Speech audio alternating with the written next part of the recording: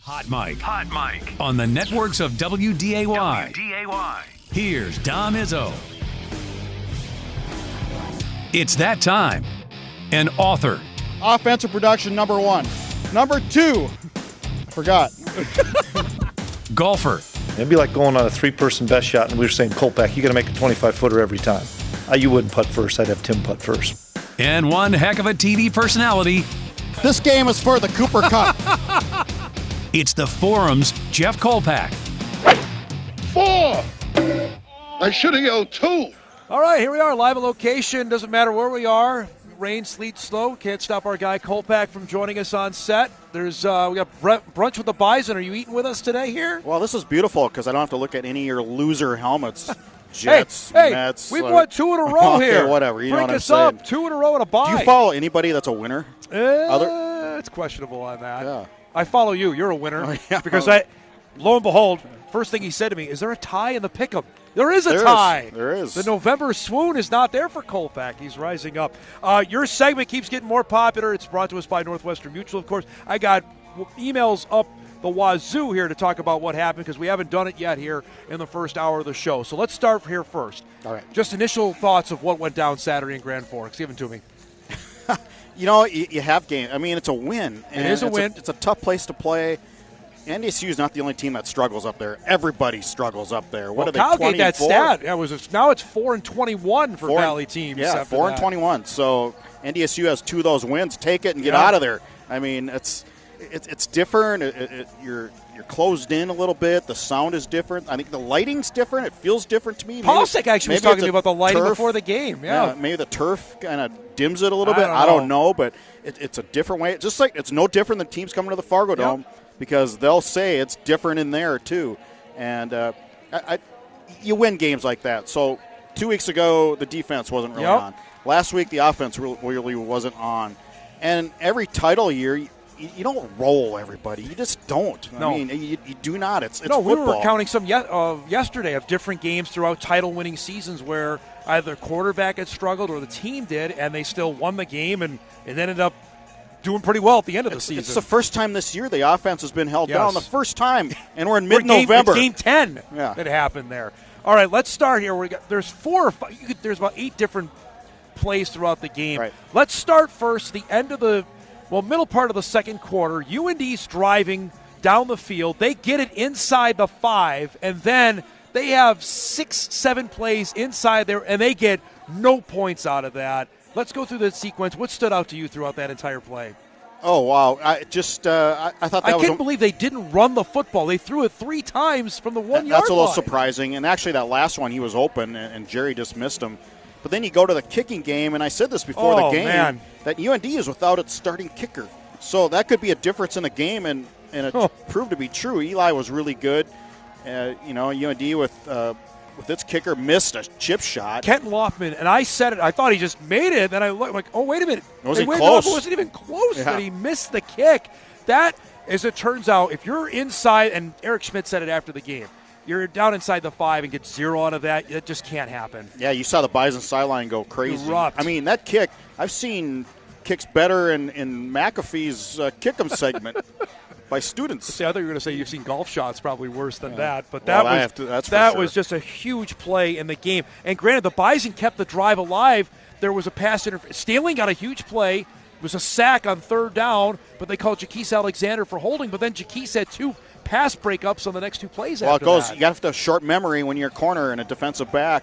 You can't sit back there and mope. So credit to him. He's a young guy, too. I mean, he's a young kid. He's developed. I think Jaquise's been really good this year. Yeah, really, really good. And so their 2 corners, Anthony Shadimi Alfaro and Jaquise, sure makes up for Duffy not being around. Correct. We'll get to that here in a little bit. So that was one sequence that you'd stick back and, like, when the game ends, boy, UND didn't even get a field goal out of that. The other one everyone's talking about, I know in Grand Forks, is after the Bison touchdown, UND and Sean Costa decided to roll the dice with a special teams trickeration play that ends up being called as a forward lateral. Now, we slowed it down a couple times. You're going to see it here that we tried to slow it down, that the pitch was actually ruled, it was a forward pass to Christian Hoskins, and the play was ruled nullified after that. I'm not seeing it. I mean, I'm not seeing the right angle, but to me it looked legit, I guess, from the angles I saw.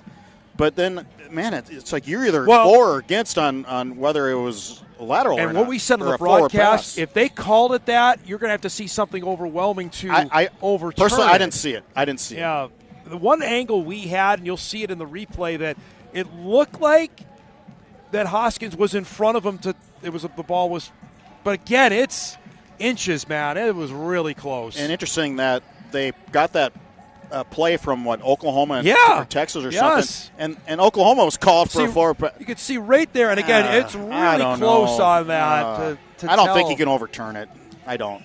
Well, that was a huge play in the game because obviously, if that stands at the 45-yard line from there, as it was, UND still made it to the Bison side of the field before Shadimi Alfaro had the pick. Now we're jumping all around in time here. Let's go back to earlier in the fourth quarter, because this is the one that's going to be talked about for a long time. We remember in 2021, Bubba Schweigert went for it on fourth down, but that time it was at his own 25-yard line. This time was at midfield that Eric Schmidt decided to roll the dice. I defended him. I'm with it. I win the game. And like I wrote in my column after the game on Saturday, that how many times have we seen opposing teams in the Fargo Dome right over here be 4th and 1 around midfield or something and then punt? Yep. You don't win games in Fargo against a number 1 team or a team that's always in the top 10. No. I mean, you got to roll the dice again. Yeah. So I've seen that way too often in Fargo. I agree with what Eric did on making that call. It was the right call. I don't know if I love the. Do you like the play call? No, because on a 4th and 1, I don't like the guy in shotgun, my quarterback in shotgun. I agree. I just too many possibilities for lost yardage. Obviously, NDSU knew it was coming. Knew it was coming, right? He knew exactly what was coming. And so I don't like him under center or in shotgun. Put him under center. If you can't sneak a yard, do something. Put the running back up the middle. I mean, UND was getting some tough yards too. I just didn't like that play call. And I think he admitted it after the game. The coach, he goes, maybe in that situation we need to evaluate. Well, yeah, you need to evaluate. Don't go shotgun. There was some. I think today in Grand Forks, I'm sure Isaac Frichte, UND's offensive coordinator, will get some heat on what obviously with the sequence in the second quarter and maybe the play call there.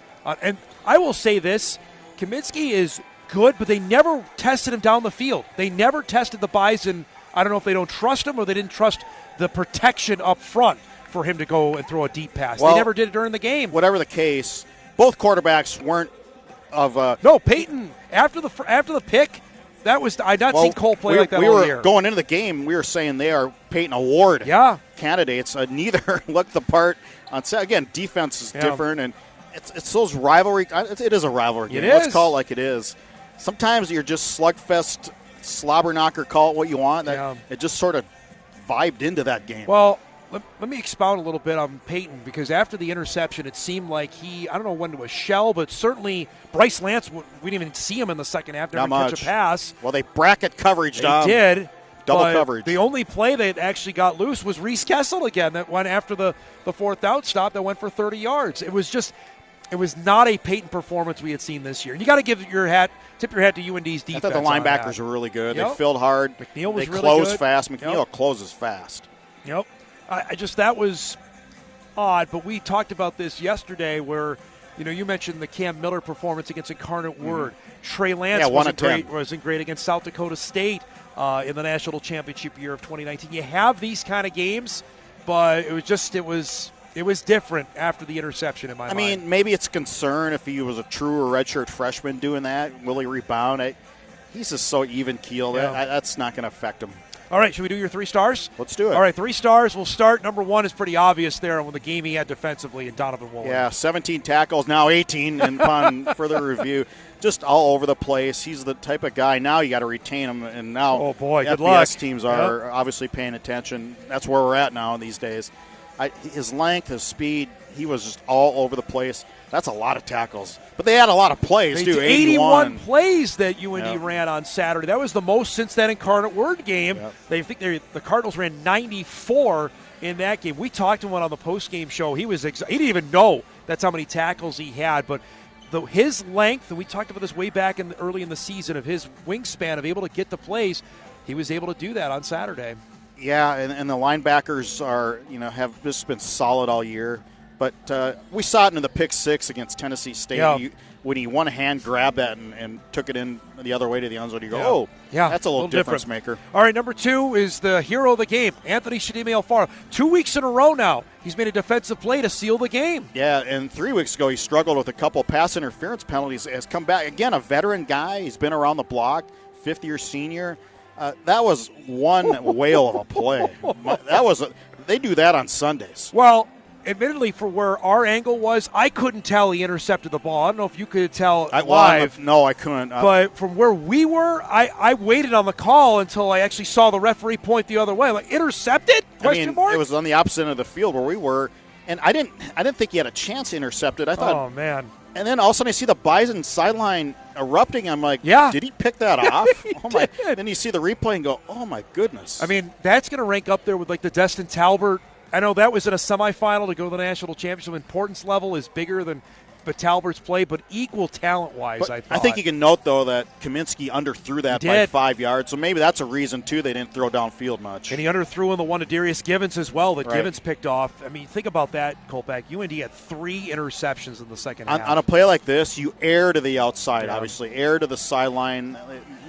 Make it only where your guy can get to it. Number 3 star, you're giving some love to the special teams. Yeah, Eli Ozick. I mean, you say they're easy field goals, but they're field goals. And we saw the difference between the UND kicker. You're exactly right. Yep. Misfired from in close, and Eli was just steady with his 3 field goals. I think if it came to it, they were ready to go to him, late in the fourth quarter. If he had to do a game winner. Again, he's you can't underestimate the value of a solid reliable kicker. You cannot. You see it all. You see it every Saturday in college football with coaches that I don't know how I feel about my guy from 35 and out. And it's hard to overlook Aaron Bickerton, too, in this. He was a special team player of the week in the FCS by Stats Perform. Best, yes. He had a couple roles that really helped him a lot. I'm not saying he boomed everyone, but Paul Seck has been waiting for that kind of performance from Aaron Bickerton. How about honorable mention to Keenan Wilson? Yeah, that was an athletic play. Wow, 280 pounds and playing hot potato like that. That's and he's really with Cody Heisman moving on to Virginia Tech. You needed a guy like that to take his spot. It's another guy now you got to try and keep. Yeah, you know what I mean? But he doesn't have the 6'3" frame that Cody Heisman does that I think you're looking for. He's 6'1", something like that. Does that make a difference for FBS when they're looking at portal guys? I don't know.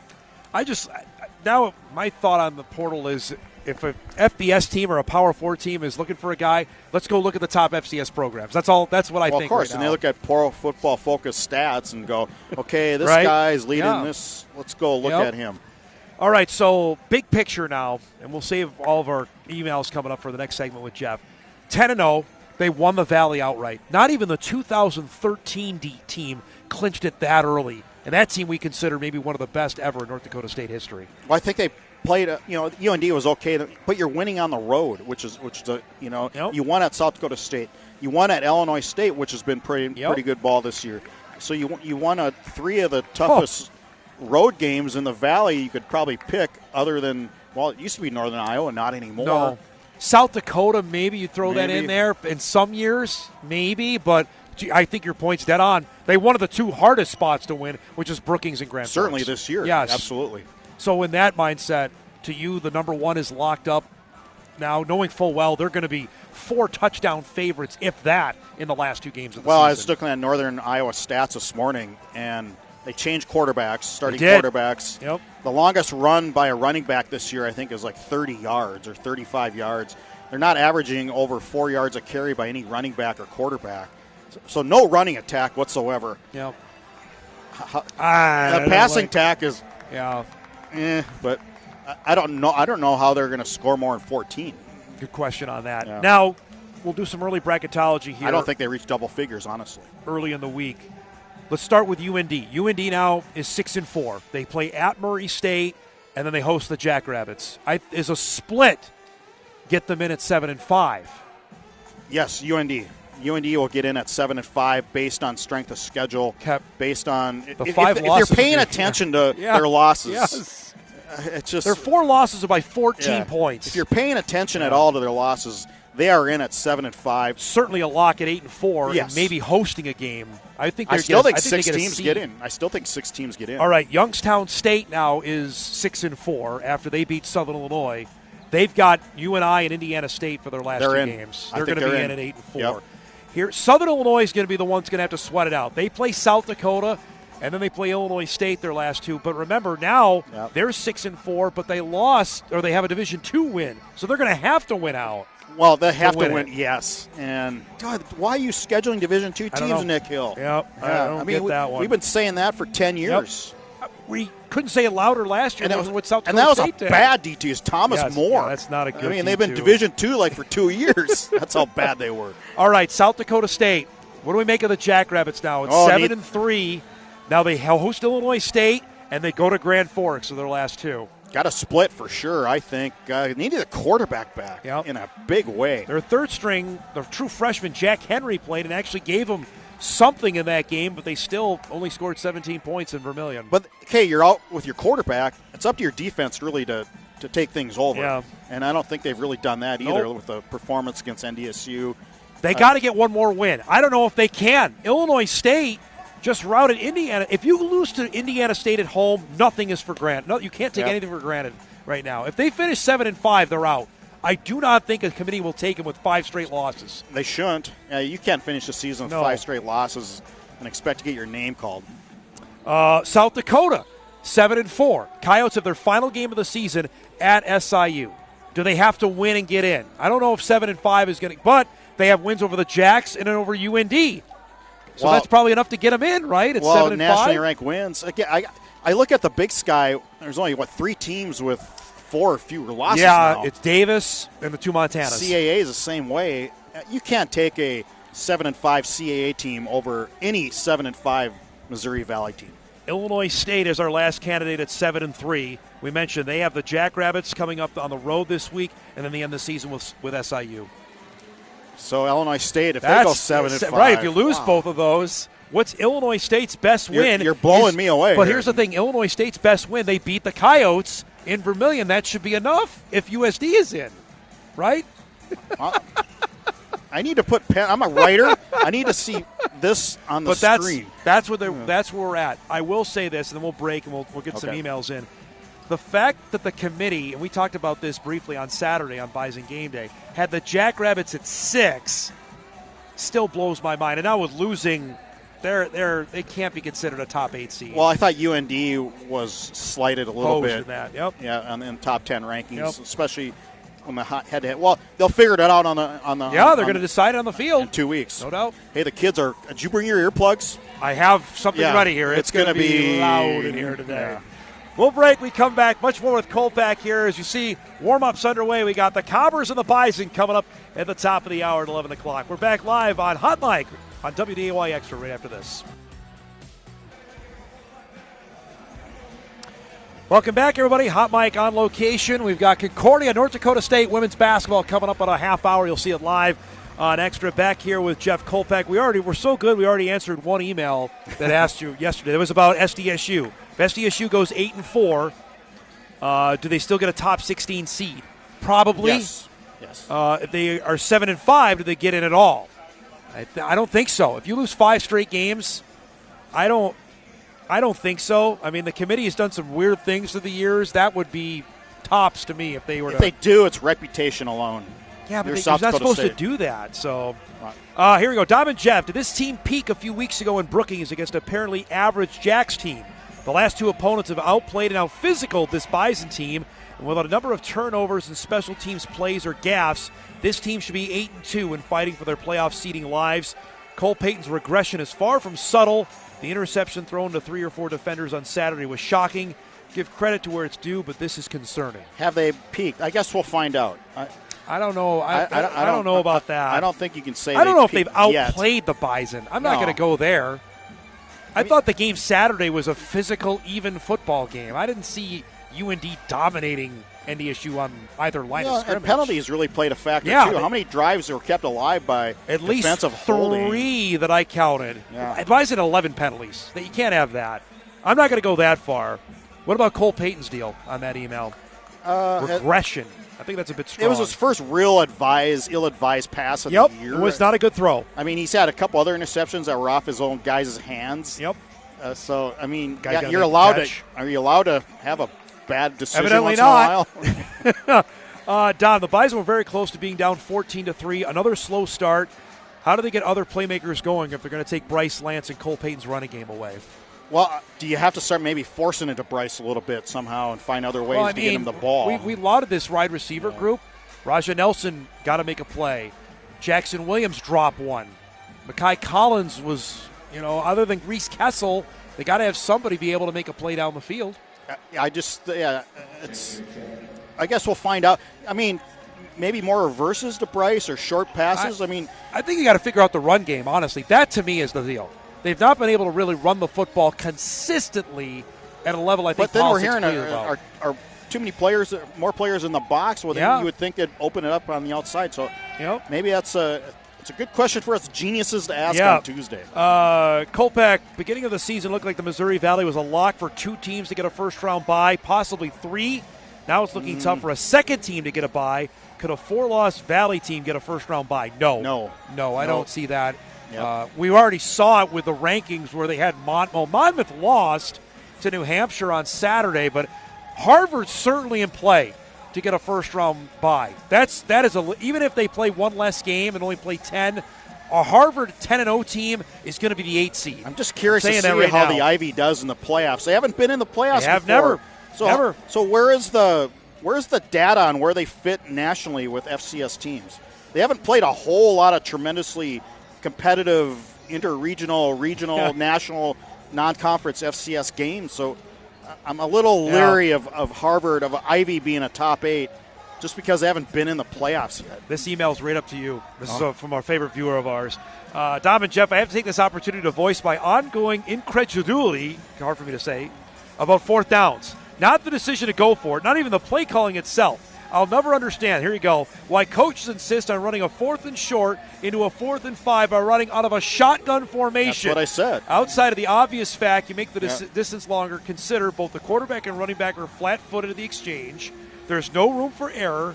Tight formations make it difficult for defenders to see the first step of the running back or the quarterback.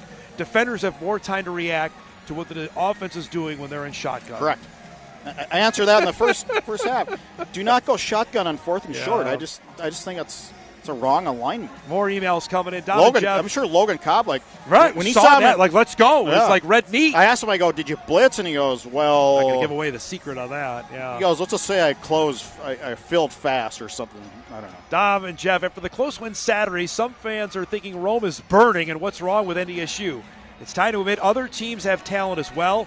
Can't we all just enjoy a great game when we get them? But it was clear UND was missing Gavin Zebarth on Saturday as few of those short yard plays were his. Right, yep. We'll need some investigation on what's in the water in Grand Forks, why NDSU and the rest of the Valley can't play well in that building. Investigate it, yes. I thought Youngstown played well. I think UND played well. Yep. Other than the interceptions. Turnovers killed both those teams. Yep. Yeah. I mean, UND teams bring the house against NDSU. How many possessions UND in the second half? 5. 3 of them ended in picks. Yeah. You just can't have that. This is pretty critical email. Thank God for the defense on Saturday. The play calling was terrible. Constantly running to the left side with no gains. Have to put Peyton in better situations. All right. That seems a bit harsh to me on that. I'm not going to say it was terrible. Yes, it was a win. Very surprised by the play calling and lack of aggressiveness in the passing game. Nothing down the field to help loosen up the run game. Only 15 pass attempts is ludicrous. UND is a top team in the conference versus the run. Just seemed like a very conservative play calling game. I think that's goes to the nature of the game and the way things played out. You don't want to go all wild and crazy and throw pick sixes either in those games. UND ran 30 more plays in the Bison and lost. Yeah. Think about that. That's the turnover part of that. Well, and then again, the penalties kept a lot of drives. Kept three drives alive for another 5, 6, 7 plays. Certainly that drive they didn't get any points out of. Dom and Jeff, after watching the game on Saturday, watching it back, I'm wondering why UND is so highly regarded. They lose close games, and the team and staff don't know how to close games out. Where is there a win against a good team against Youngstown and SIU, two teams on the playoff bubble? They're not on the bubble. Youngstown's in. SIU's on the bubble. Yes. After 10 games, they are what their record says, a barely over 500 team with no explosive offense. Eric's in his first year. Give him some time to build something. I mean, when you build a program, I think one of the first steps is be competitive. Yes. And they've done that. Won on the road. They never used to win on the road like they have now. No, they've done that. So now, next step? Find some guys that can close it for you. Right, and I think Eric even admitted to that as well. To say we've got some guys. We're still building on what we need to be for what this program could potentially be going forward. I'll say it. If this is what these games are going to be like, now here's the thing. I will give credence to this. UND's got to do that here. The games here have not been competitive. No, they've been blowouts. So if they're able to do that here, then we can have a discussion about where the future of this series is. I go back to the MO of Tim Polasek and Eric Schmidt and where they came from. They're both assistants here. Then they went and found other experiences at higher levels. I mean, Eric's coached in the Rose Bowl and coached in the national championship game. He's coached in some of the biggest college arenas in the country, stadiums in the country. Tim was in the Big Ten. So you take those experiences, come back. Those are two of the best hires in the Missouri Valley that you could possibly get. Yep. In this day and age of where assistants make so much money at the FBS level, and you're able to get those guys as head coaches at the FCS level, kudos to both administrations for figuring that out. Now, NDSU, I think they need to figure out how to pay this position at an FBS level. I think it's time. I think it's time. Yeah. I heard there's a movement maybe to try to do something. But it is time to start, and boy, the detractors are they're not going to. But you're going FBS at some point. You are. So the writing's on the wall, yeah. Not that I'm going to get a cut from Tim Polasek's raise You're not his trying agent. to get for him. I'm not his agent. But I think it's time to fund that position at an FBS level. Well, you could say this. Everything else is FBS around here. The Wisconsin job is off the table. Yeah. Saw that they're not going to make a move on Luke Fickell. So I don't know if for Bison fans that were sweating that out, that's no longer a reality. What's not FBS about this program? There's facilities, practice. I mean, Dome needs some renovation, but the Dome needs some TLC. There's no doubt about that. But everything else is the way they staff it, the way they administer the way they pay their staff, the weight training, everything there. Yeah, the weight training. I was trying to, and the medical part of it. Everything's FBS. Pay the FBS, pay the head coach at that level. And here's the thing, and this is the tough part because I want people to watch the next two games because we have them on WDAY. The next competitive game isn't going to be till when? Semifinal. Right? Yeah. That's the rough part about this going forward, knowing full well that the second round game and the quarterfinal game, the Bison are going to be heavy favorites in those. If you're the rest of the FCS, don't you try to lobby? Well, get them out. Kind of like the MIAC getting St. Thomas out of there. I mean, don't you have to? Yeah. I mean, you've won 10 titles. You're going to go 10-2 every year minimum. I mean, I'm hearing the true freshman class. Really good. We already saw that. Babbitts is playing in left tackle. That's the one thing, by the way, before we wrap this up. Bo Johnson came back in the game. Darius Givens came back in the game. Logan Kopp came back in the game. All something to keep an eye on here when we talk with Tim Polasek tomorrow about what the injury status is going ahead. But some of the defensive backfield athletes of the true freshman class that you'll hear in the next year or two, very athletic. And that's coming from people who work with them. Yeah, we'll see. Looks like Jalen Duffy should be back next week as well. Real quick before we go, Bison women are 7 of 49 from three-point range. That's got to change here going forward. The men and women. Men have not shot well either. Yeah. We're going to see the men here tomorrow night. I asked Jory after the game last week, I go, how do you fix it? I don't know. I mean, make it. Right. Just step up and make it. Great to see you, my man. Thanks for coming by, all right? Jeff Kolpack joins us each and every Monday. His appearances are brought to us by Northwestern Mutual. We'll come back here. We're going to wrap up Hot Mic. We got an extended pregame to get you ready for the Cobbers and the Bison coming up at the top of the hour. We're back on WDAY Extra right after this.